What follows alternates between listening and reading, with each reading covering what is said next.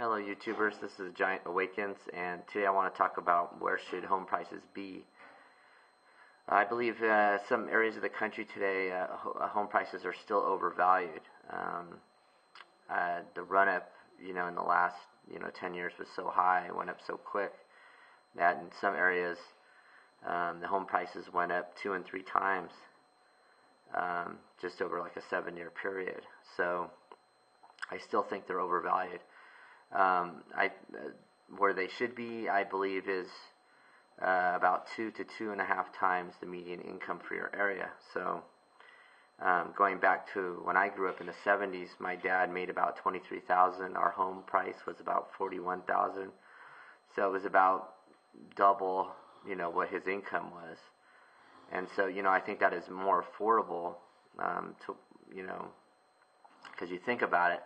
Look at the home prices, where I grew up. I mean, like I said, the typical home was $40,000 to $50,000, and now today those houses are going for probably close to $400,000. So you look at the median. You look at the price of the homes. In that area, they've went up tenfold in just, I'd say, about 30-35 years.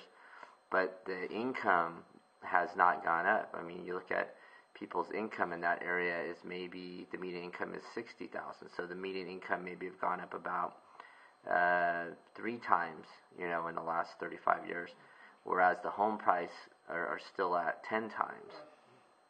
So, and that's due to inflation, the devaluing of our dollar. And so I still think, the typical home in America today is still way overpriced. I still think it's probably got another, 20% or more on the downside. Before we get all these things figured out. On top of that, like I said, you have high unemployment. You have a government that's out of control spending, not just here but around the world. You have stricter lending standards today than there were before.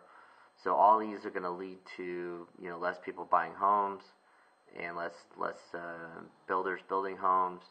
And so I think eventually, we got to get through this inventory. We have a high inventory of foreclosures.